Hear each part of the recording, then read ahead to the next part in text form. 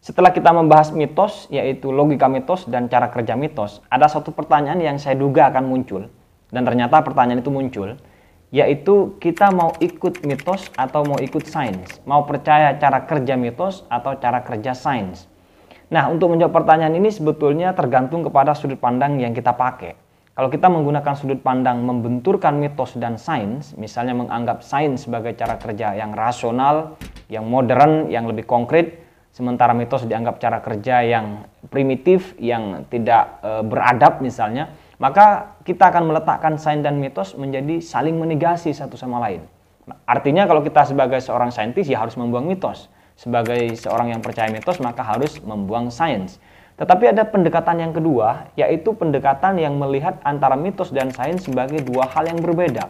Artinya mitos memiliki wilayahnya sendiri, cara kerjanya sendiri, logikanya sendiri. Sementara sains pun juga demikian, memiliki cara kerjanya sendiri dan logikanya sendiri. Nah, pada tahapan yang kedua ini atau pada sudut pandang yang kedua ini punya kemungkinan untuk berada berdampingan. Walaupun mungkin tidak saling membenarkan satu sama lain. Ya. Tetapi kalau kita lihat dalam sejarahnya sebetulnya, tidak ada satu peradaban pun yang sama sekali terlepas dari mitos. Ya. Bahkan peradaban yang hari ini disebut sebagai sudah berkembang begitu pesatnya sains dan teknologi, mitos masih ada. Menariknya, tak jarang kita menemukan penelitian-penelitian saintifik itu mengambil inspirasinya dari mitos. Jadi ada suatu hal misalnya yang dimitoskan oleh suatu masyarakat, lalu kemudian coba dibuktikan oleh suatu penelitian saintifik. Ada satu contoh yang ini pernah dilakukan oleh dosen di UGM itu, dosen linguistik antropologis. Dia meneliti nama-nama pohon yang ada di Jawa, ya. Salah satunya pohon beringin. Nah, dia menemukan pohon beringin ini mengapa kok selalu diceritakan ada demitnya, kira-kira ya. Ada wewe gombel di situ, ya. Ada makhluk halus yang kalau ditebang bagi pelakunya bisa sakit, bahkan bisa meninggal. Ternyata di dalam penelitian itu, pohon beringin ini adalah pohon yang nilai ekonominya paling rendah dibandingkan beberapa pohon-pohon yang lainnya. Jadi pohon beringin tidak memiliki buah yang bisa dimakan, yang bisa dijual. Kemudian kayunya juga tidak bagus, ya, tidak seperti jati ya, yang bisa digunakan untuk kusen misalnya atau untuk bahan-bahan bangunan. Ya. Karena itu secara nilai ekonomi ini, maka beringin menjadi pohon yang paling pertama ditebang mestinya oleh manusia. Tetapi di sisi lain secara saintifik ya, kita tahu bahwa besarnya pohon beringin ini menyelamatkan banyak hal. Yang pertama bisa mencegah longsor, kemudian daya serap airnya tinggi, bisa mengatasi banjir, dan seterusnya. Nah, dengan demikian bagaimana kemudian orang-orang Jawa agar pohon beringin yang memiliki banyak manfaat ini tidak ditebang? Ya? Sementara nilai ekonomisnya rendah. Maka disitulah mitos-mitos itu muncul. Ya. Dikatakan ada demitnya dan seterusnya. Sehingga masyarakat untuk menebang pohon beringin ini menjadi tidak jadi. Gitu. Sehingga pohon beringin tetap menjalankan fungsi ekologis ya, untuk menyelamatkan kehidupan manusia beserta lingkungannya. Itu satu contoh. Ada contoh lain di mana mitos itu digunakan untuk mendeskripsikan apa yang kita sebut sebagai yang rasional. Ini pernah dipakai oleh Plato ya, seorang filsuf kira-kira. Ketika Plato menjelaskan tentang jiwa, dia membagi jiwa menjadi 3 bagian. Ada jiwa rasional, kemudian ada jiwa afeksi atau emosi, dan syahwat, ya, hasrat. Nah, ketiga jiwa ini menurut Plato pada diri manusia memiliki perannya masing-masing. Dan peran ini dia ibaratkan satu delman yang lengkap dengan kusirnya.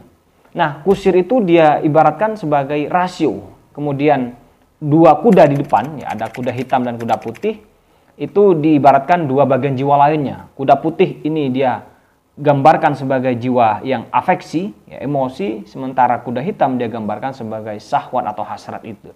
Nah, seorang sains ini harus mengatur kerja kuda putih dan kuda hitam. Karena kuda hitam ini punya kecenderungan ingin turun terus, ya, sementara kuda putih ingin naik. Ya. Nah, sains harus berhasil mengatur kedua kuda ini sehingga delman ini bisa berhasil mengikuti iring-iringan para delman yang lainnya, yang mengikuti gerak dewa menuju langit. Ini sebetulnya penjelasan yang ada nuansa mitosnya, dan itu dipakai oleh Plato yang kita sebut sebagai seorang filosof.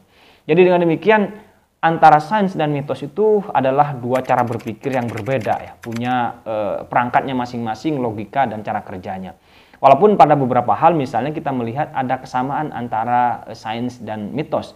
Misalnya mitos itu mencari asal-usul semesta. Sains juga demikian. Karena itu di dalam mitologi Yunani misalnya pada awalnya semesta ini adalah kosong, lalu lahir kekacauan, lalu datanglah Gaia sebagai ibu bumi yang menciptakan segala hal misalnya. Nah, sains pun juga demikian menjelaskan asal-usul semesta ini. Misalnya di dalam kajian sains itu dikatakan asal-usul semesta ini adalah sebuah ledakan besar yang disebut sebagai Big Bang. Lalu kemudian dari Big Bang itu terjadi proses evolusi, maka lahirlah apa yang kita lihat hari ini sebagai sebuah keragaman. Begitu juga dengan peristiwa-peristiwa lain. Mitos juga menjelaskan hal-hal yang sifatnya terjadi di sekitar kehidupan sosial manusia. Sains pun juga demikian. Hanya saja hasilnya berbeda. Kalau mitos itu mungkin hasilnya itu adalah mistik. Sementara sains itu hasilnya adalah mekanistik.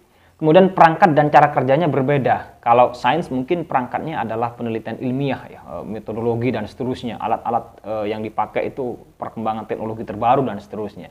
Sementara mitos itu alat yang dipakai atau perangkat-perangkat yang dipakai ini misalnya berupa dongeng, ya kan, cerita-cerita atau pamali. Ya.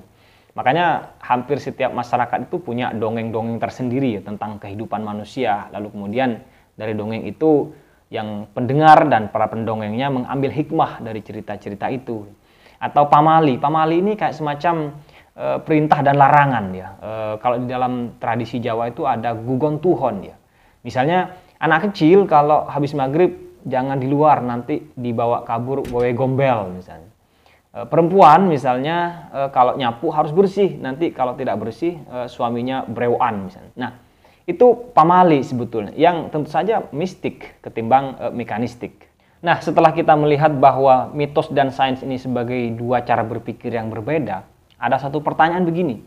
Apakah seorang saintis, seorang filosof, seorang cendekiawan atau seorang intelektual itu cara berpikirnya sudah harus identik dengan saintifik?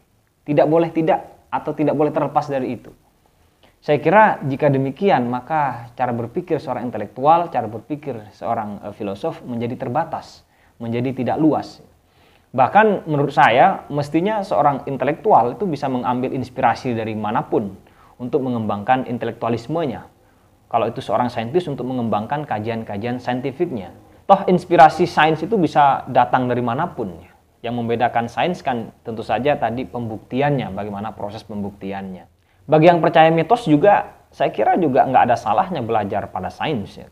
Toh dalam beberapa dekade terakhir, banyak penelitian-penelitian saintifik yang justru membuktikan bagaimana mitos itu bekerja, ya, dibuktikan secara saintifik. Makanya kemarin kita membahas bagaimana logika mitos, bagaimana cara kerja mitos. Itu semua temuan-temuan itu hasil dari riset-riset yang saintifik. Jadi dengan demikian saya kira antara mitos dan sains ini kita yakini memiliki dua cara kerja yang berbeda, tetapi sebagai seorang pemikir, sebagai seorang filosof atau sebagai manusia kira-kira begitu, tidak ada salahnya untuk membuka diri pada apapun yang memungkinkan kebenaran itu datang. Saya tahu jawaban ini adalah jawaban yang diplomatis, tetapi itu yang paling mungkin untuk kita berikan sebagai jawaban. Inilah yang bisa saya ceritakan atau yang bisa saya sampaikan tentang pertanyaan tadi, apakah kita hidup dengan cara mitos atau hidup dengan cara sains.